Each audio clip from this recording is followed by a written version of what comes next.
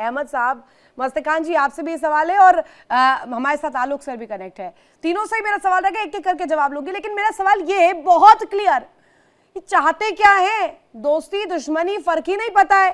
कभी कहेंगे कि अमेरिका दोस्त है, फिर इनके बयान आ जाएंगे बासित साहब के कि हमला ना कर दे, और हमला भी करेंगे तो ये भारत से बदला लेंगे। अहमद साहब, इनसे पूछे कि महिलाओं को क्यों बंद किया हुआ इन्होंने। कि देखिए ये किस कदर शर्मनाक बात है, ऐसे मौके पर जबकि अमेरिका दनादुन बमबारी कर रहा है हमारे हमसाया ईरान मुल्क पर, ये मौसूम अपने मुंह से कह रहे हैं कि अमेरिका हमारा दोस्त है।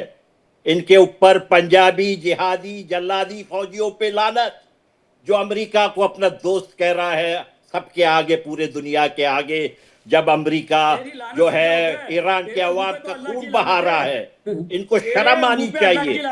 इन्हें मौसूफ ने 2 दिन पहले अपनी रोलेक्स घड़ी बताई थी। ये किस किस्म के फौजी है?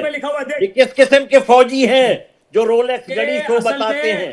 ये इनका फौज जो है कारोबारी है, इनका फौज दूध का कारोबार करता है, इनका फौज सीमेंट का कारोबार करता है, इनका फौज जहां पर भी 2 पैसे नजर आते हैं वहां जाके कारोबार करती है। ये कारोबारी जनरल हैं, ये रेंटर आर्मी है अमेरिका का। मुझे तो खुशी है कि चाइना इनसे नाराज है। मैं भारत माता से अपील करता हूं, चाइना वालों के साथ बैठकर इन जिहादियों को जैसे दूध से मक्खी निकाल देते हैं, इसी तरह से इन जिहादियों को वहां से निकाल दे। चाइना इनसे नाराज है अब बहुत ज्यादा कि ये क्यों अमेरिका की इतनी ज्यादा दलाली कर रहे हैं। इन्होंने खुद कहा कि अमेरिका हमारा दोस्त है। इनको शर्म नहीं आता है कि ये कह रहे हैं अमेरिका हमारा दोस्त है। तुम्हें शर्म आती है? शर्म आनी चाहिए। लेडी एंकर के साथ बैठ जाते हो और वैसे घरों में औरतों को बंद किया हुआ तुमने और उनको बम्बार बना रहे हो। ये क्या बात हुई नदीम जी? 1 मिनट, नहीं, आपने बहुत पर्सनल कमेंट्स की, मैं सुन रही थी, पर्सनल कमेंट्स आपने किए, आपने क्या क्या नहीं कह दिया वो सब ठीक था। लेडी एंकर के साथ बैठे हैं, घर पर नहीं बैठे बांधे नहीं, ये टॉपिक जरा क्लियर कीजिएगा, क्या बोला आपने?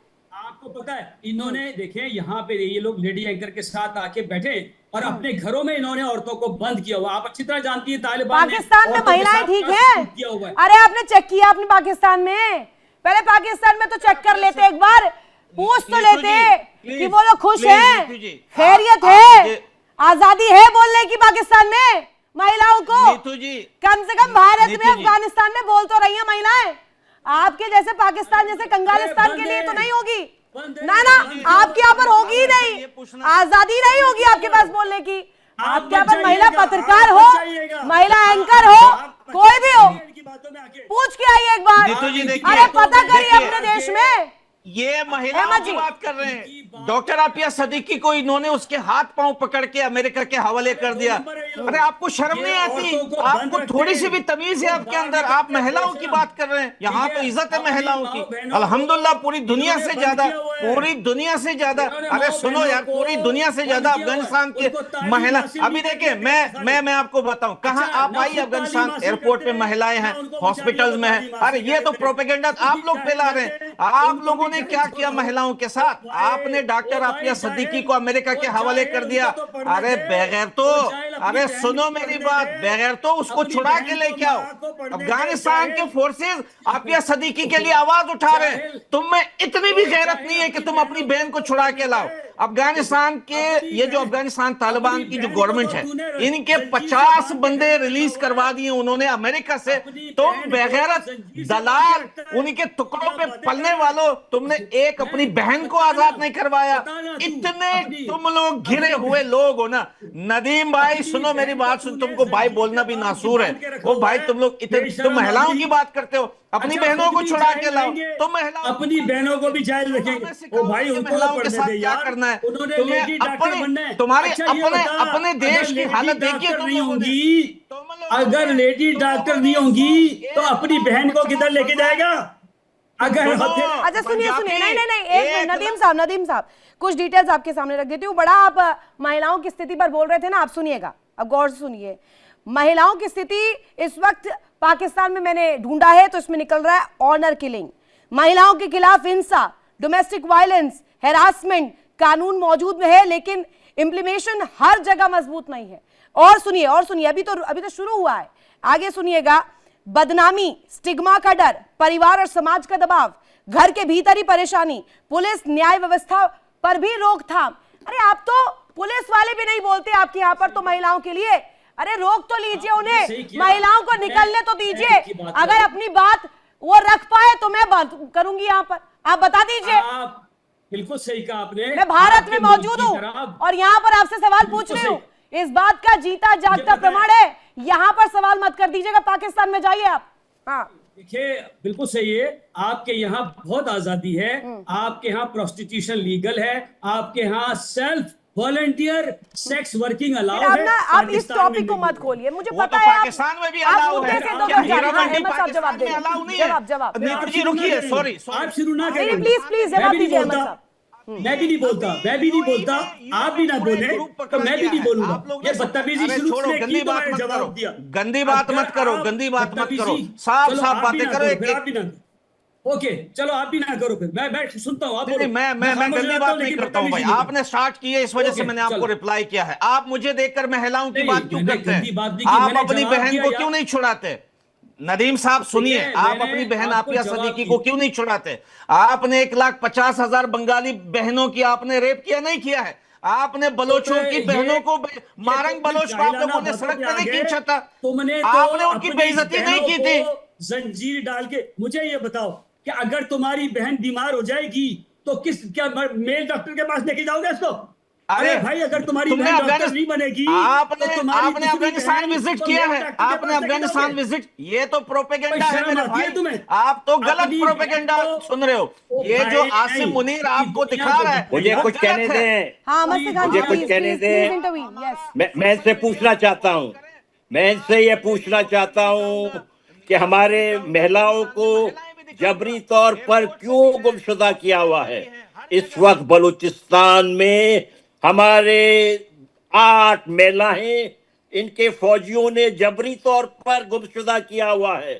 हमारी de facto prime minister doctor Mahrang Baloch, Bibow Baloch, Gulzadi Baloch, उनको आर्बिट्रेरी डिटेंशन में रखा हुआ है बगैर किसी, इनको जेब देता है। अब इन्हें टॉपिक पर ले आइए मस्तकान जी, टॉपिक पर ले आइए। अब ये इधर डिविएट करेंगे पता है हमें। अब इन्हें टॉपिक पर ले आइए। कितनी मुंह की खा रही है, कितनी मार पड़ रही है हर जगह से। अल्हम्दुलिल्लाह जवाब दे रहे हैं। देखिए, मुझे आपका नाम नहीं पता सिस्टर, लेकिन अल्हम्दुलिल्लाह जो आपने बात की मैंने तो जवाब दिया। आप अगर मजहब की बात करेंगे कि औरतों के साथ जो होता है मैं बताऊंगा, नोट कर लीजिएगा, अगली दफा भी आऊंगी डिबेट में और महिलाओं पर ऐसे ही बोलेंगे तो ऐसा ही जवाब मिलेगा। नाम नोट कर लीजिएगा, ऋतु नाम है मेरा। फिर मैं सत्ती की रस्म पे जाऊंगा। इन्होंने बात की महिलाओं के साथ, मैंने सेल्फ सेक्स वर्कर की बात की, इन्होंने बात की औरतों की, मैंने कहा टॉपिक पर आ जाइए मालिक, टॉपिक पर आ जाइए। पाकिस्तान वाली डिबेट नहीं हो रही है, भारत में डिबेट हो रही है। टॉपिक पर आइए। ओके, हुक्म कर, बताइए, सवाल पूछे। क्या नहीं होता? रायता क्यों फैला रहे हैं? अच्छा, रायता क्यों फैला रहे? बासित साहब बोल रहे हैं भारत में दिल्ली पर हमला करेंगे। क्यों भाई? अमेरिका के साथ दो हाथ करने की हिम्मत नहीं है? इजराइल के साथ नहीं है? देखिए, कर लीजिए कोशिश एक दफा। देखिए, एक तो मैं आपसे जो है ना शिकायत करूंगा कि मेरे दोनों मिलिट्री ऑफिसर्स बैठे हुए हैं, इनको भी पता है कि I am also a commissioned officer. आपने मुझे किन 2 जाहिलों के पीछे फंसा दिया, खुदाई कसम। इनसे एक लगा और अगर आपने एक दफा फिर से ये बोला ना, बहुत बहुत खराब भाषा पाकिस्तान को दिखा रहे हैं आप। ये आपके किसी भी प्राइम मिनिस्टर को इंग्लिश बोलना नहीं आती, आप जाहिल की बात करते हैं। आपके प्लेयर्स को इंग्लिश बोलना नहीं आती, आप इंग्लिश बोलने को आप वही बोलते हैं कि ये एजुकेशन की बात ना करें।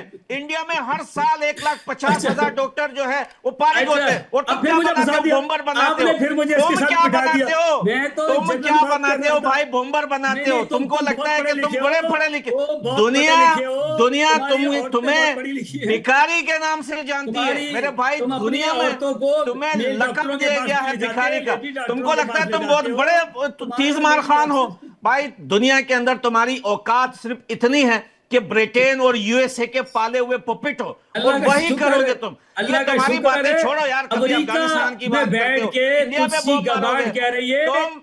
हमें पाकिस्तान से डर लग रहा है, अमेरिका की बात आप बार बार क्यों कर रहे हैं? पाकिस्तान में मुनीर साहब कम पड़ गए हैं क्या? किसी बंकर में छिप गए हैं क्या? उनकी बात करिए। मुझे आप इनकी तरफ क्यों धक्का? नहीं, उनकी बात करिए, मैंने नहीं धक्का मारा। आप भी तो पर्सनल कमेंट्स कर रहे हैं, उनसे मैं जवाब देने का कैसे हक छीन सकती हूँ? आलोक सर और अहमद साहब जवाब दीजिएगा इनको। जी ऋतु जी, देखिए इस बात का कोई, क्योंकि ये ऐसे बहस करने लगेंगे ना, इनको डाटा के साथ बात कर रहे हैं। अगर है नहीं ना, नदीम डेटा तो पूरे साहब, पाकिस्तान के पास नहीं है। डेटा तो ना इनके शहबाज शरीफ के पास है, ना इनके इशाक डार के पास है, ना इनके मुनीर साहब के पास है, ना उनके पिट्ठुओं के पास है। जी मैं बस 2-3 बातें पूछना चाहूंगा इनसे। पहले मेरी बात सुन लीजिएगा, फिर उसके बाद रिएक्ट कीजिएगा। नदीम साहब, आपके यहाँ डाटा बड़ा सिंपल से मैं पूछ रहा हूँ, आपके यहाँ आटा क्या भाव है? और ये आटा का जो रेट है ना, जरा पता कर लीजिएगा। आटा, दाल, चावल, चीनी, इसका रेट और भारत का रेट चेक कर लीजिएगा। और उसके बाद आप अपने मालिक, आपकी जो आर्थिक स्थिति है, आप अपना इन्फ्लेशन रेट चेक कर लीजिए। क्या कारण है कि पाकिस्तान आज इतना बदहाली में है? क्या कारण है? क्या कारण है कि आज पूरे विश्व से भिखारियों को निकाला गया?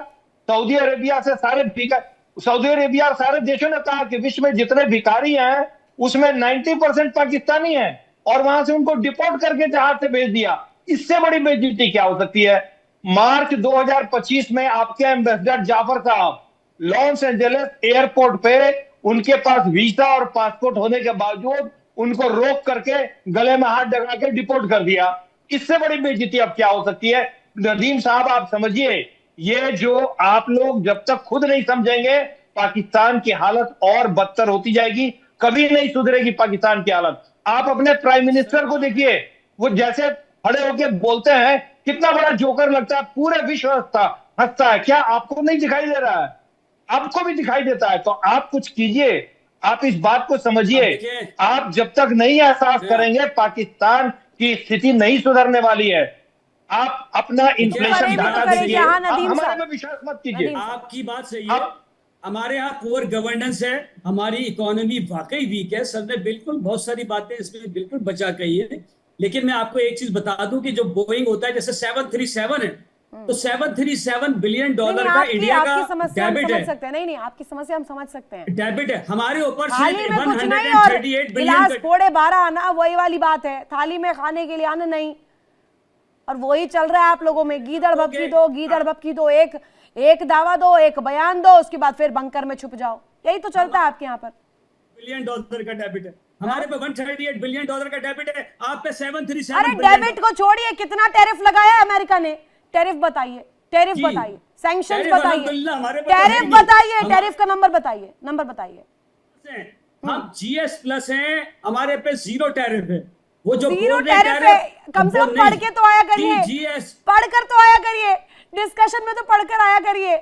आपके पास डेटा ही नहीं है, zero data. Vinod Dutt sir, please counter on this. देखिए, मैं बड़े इत्मीनान से ये सब डिस्कशन सुन रहा था। डिस्कशन जो सूरत हाल है और जो बासित साहब का जो स्टेटमेंट था, आप ये देखिए, कई बार उन्होंने इस तरह का स्टेटमेंट दिया है, और ये सुर्खियों में रहने के लिए ये स्टेटमेंट काफी अच्छा था। लेकिन आप ये देखिए कि आपको इतने मौके मिले, आपके पास जो न्यूक्लियर डेटरेंस है, वो देखिए, दीज आर स्ट्रेटेजिक वेपन्स। अगर आपको इनका इस्तेमाल करना है तो आप शायद इंडिया की कैपेबिलिटीज नहीं जानते, क्योंकि आप यकीनन पहला स्ट्राइक कर सकते हैं, लेकिन दूसरे स्ट्राइक के लिए मुझे नहीं लगता कि पाकिस्तान नक्शे पर रहेगा। और ये अटल बिहारी वाजपेयी साहब ने भी बिल्कुल साफ और वाजे किया था, और जो मौजूदा सरकार है वो भी करते हैं। आपने एक छोटा सा ट्रेलर देखा अभी ऑपरेशन सिंदूर में। आप ये देखिए किस तरह से आपके जो एयर बेसिस थे, चाहे वो भोराली का हो, मतलब कोई भी हो, इतने 10-11 थे, उनको बिल्कुल नेस्तनाबूद कर दिया गया। भारत का जो एम है, देखिए, भारत जानता है कि किस तरह से कॉन्फ्लिक्ट को टर्मिनल ऑब्जेक्टिव पर ले जाया जा सकता है, क्योंकि भारत ये नहीं चाहता कि साहब कोई भी देश के साथ कोई ओपन एंडेड मतलब ऐसा करार हो। आप ये देखिए, आप खुद अभी बलूचिस्तान में लड़ रहे हैं, आप काबुल में मतलब अफगानिस्तान के साथ लड़ रहे हैं। एक तरफ पाकिस्तान एक कंगालिस्तान है जो दोस्त दोस्त दोस्त दोस्त वाली माला रटता रहता है, और दूसरी तरफ अमेरिका है जो एक्सेप्ट ही नहीं कर रहा है। वो इस दोस्ती को ही नहीं एक्सेप्ट कर रहा है। ब्रेकअप तो पहले ही हो गया इनका, पैचअप भी नहीं हुआ था, पहले ही ब्रेकअप हो गया, बिरयानी भी खा के आ गए, उसके बाद भी हमले का अंदेशा यही जता रहे हैं। अहमद साहब, एक जवाब। मैं कहना चाहता हूं, देखें, हमें थोड़ी सी गिला है। देखें, बुरा नहीं मानिएगा, लेजी एलिफेंट से।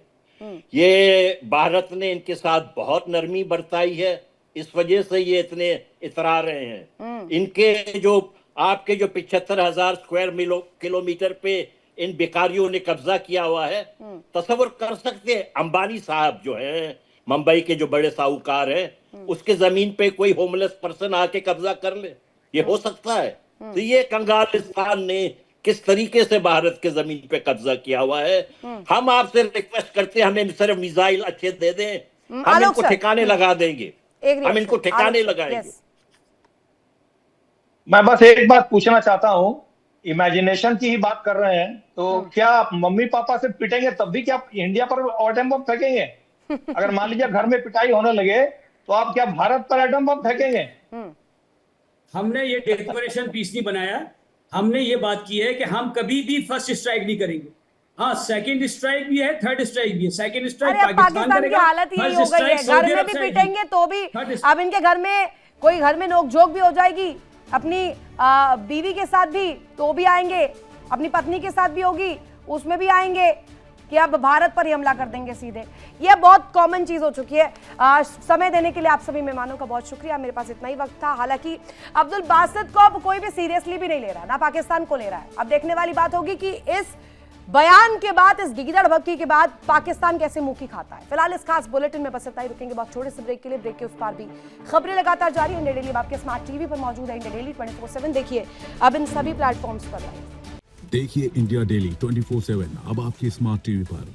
इंडिया डेली मौजूद है सभी डिजिटल प्लेटफॉर्म पर लाइव और लगातार। इंडिया डेली 24/7 हर दिन राष्ट्र को समर्पित।